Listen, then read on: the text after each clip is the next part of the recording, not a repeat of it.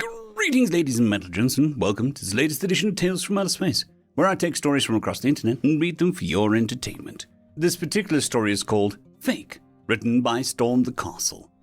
Human Carol? Asked Vex the Psychar. Carol the human was sitting in a corner of the room, curled up, as small as she could go, her hands on her face. Vex didn't know the emotion, but had learned the importance of expressing things like compassion from Carol herself. And damn it, if he wasn't going to give it a go here. Human Carol, why do you curl up? From what do you hide? Leave me alone, Vex. Please, I just want to be alone. Vex nodded and made to walk away as described, only to stop in place, remembering direction provided by Human Steve on this very issue. Women never say what they mean. They tell you that they don't want anything to eat. Get them a plate of fries.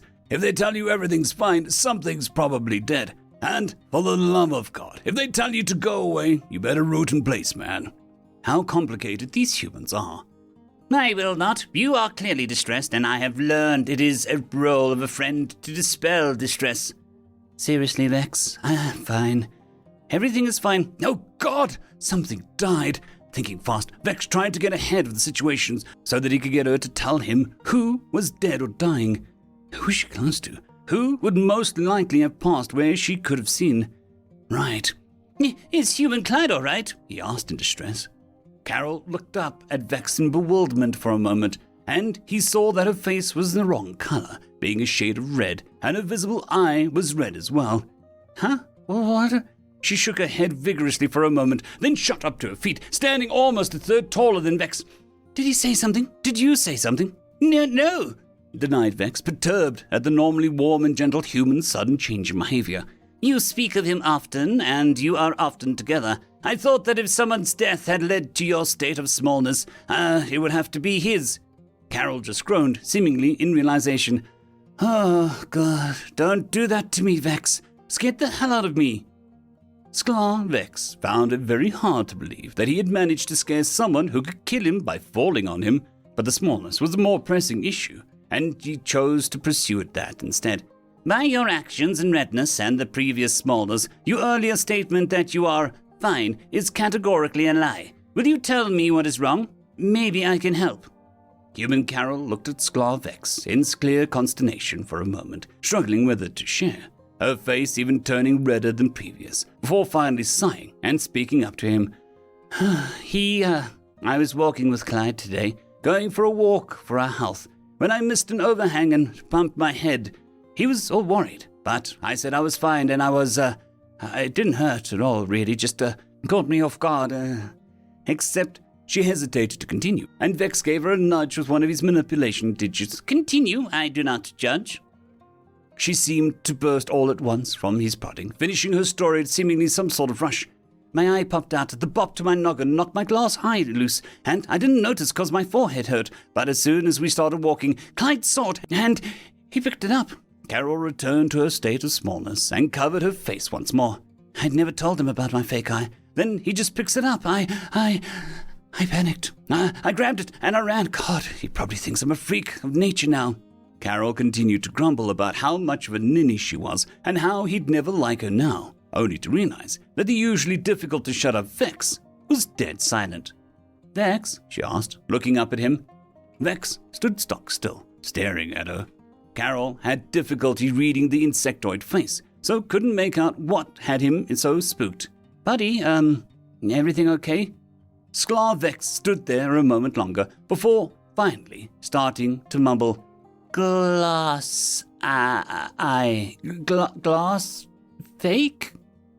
Oh, great. Now this was happening. Carol stood up and pulled back her hair, which was covering her face. The eye it revealed was similar to a regular human eye, but lacked depth. The color was off, and it didn't dilate or move at all. Seemingly to prove a point, she popped it out and let the glass orb sit in her hand, looking at it bitterly and noting that he'd shuddered visibly at the act. Yes, Vex, I've got a glass eye. Thanks for not making a big deal out of it. Really makes a girl feel pretty. This statement served to knock Sklar Vex out of whatever funk he was in. We must get you to the medical bay immediately.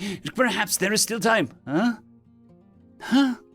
Vex scurried up and grabbed her hand, pulling, with all his body to try and apparently get her to the ship's nurse for whatever reason. Why? We are friends, Human Carol. I will not let you die from this. Oh, my honor as a Sklar. It was hard to tell, but Vex may have been doing what his people considered crying. What? Vex, I'm not dying. I said the bump didn't even hurt. You are delusional from pain, Human Carol. Please be strong. I will save you. Vex, she pulled her hand out of his grip hard enough that he flopped onto his back. Stop it.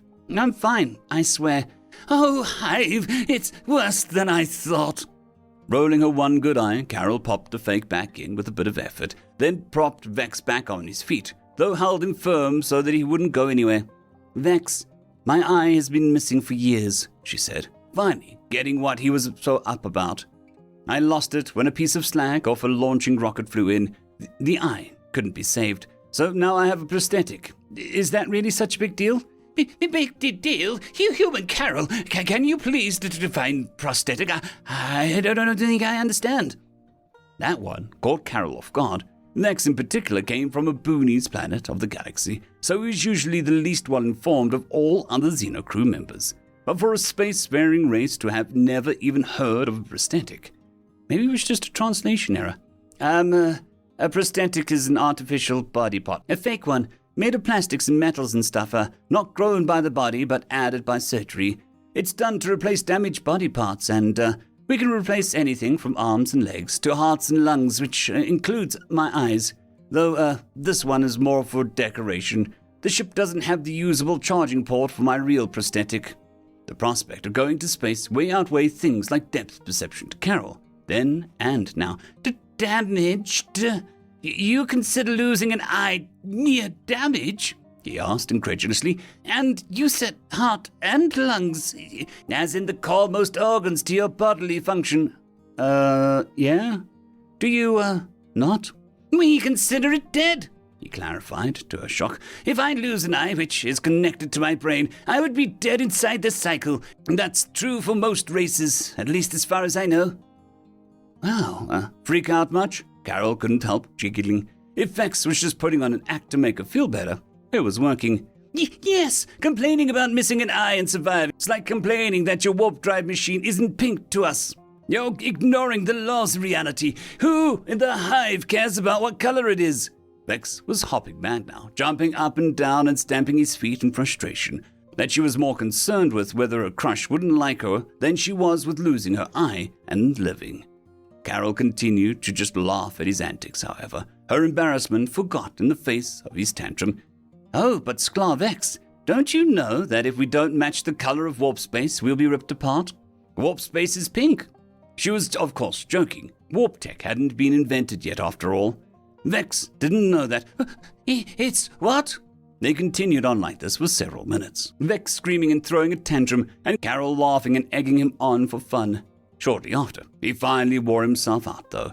He lay down to catch his breath in Carol's lap, with her permission, of course. They were joined by another crew member. Carol, exclaimed Clyde, clearly out of breath and red in the face from running all over the ship. Her mood too good to be dampened by something as silly as her embarrassment now. Carol simply grinned up at him. Yes, Clyde? Oh, I'm really sorry about earlier. I didn't mean anything by it. By what? Your eye.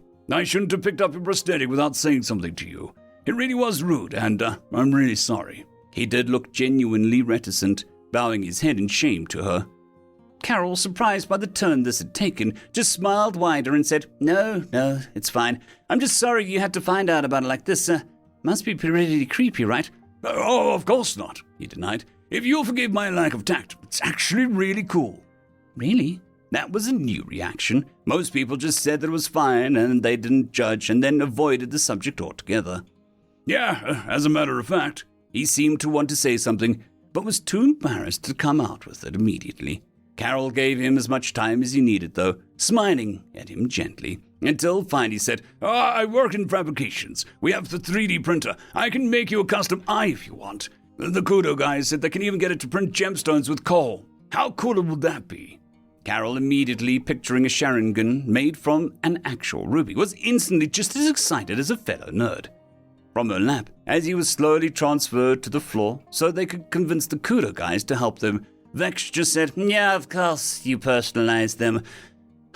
You humans are nuts. End of story.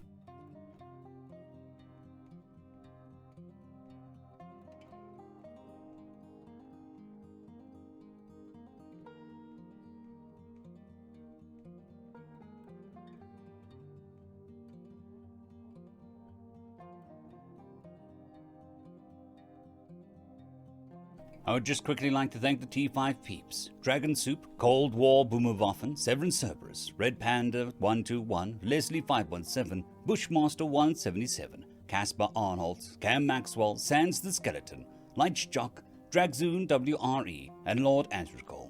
Thank you very much.